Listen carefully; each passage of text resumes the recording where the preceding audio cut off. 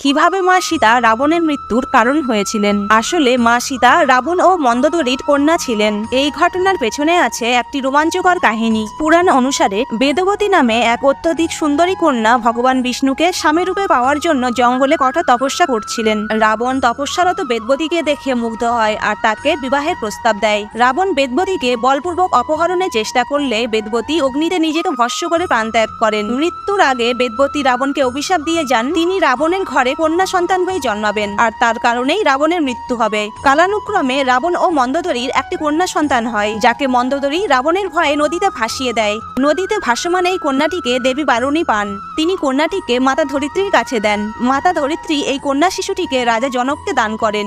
এই কন্যা শিশুটি পরবর্তীতে জানকী অর্থাৎ মা সীতা হয়ে ওঠেন। এই মা সীতাকেই হরণ করেছিলেন রাবণ, আর রাম দুরাচারী রাবণকে বধ করেছিলেন। আর এইভাবেই মা সীতা রাবণের মৃত্যুর কারণ হয়েছিলেন।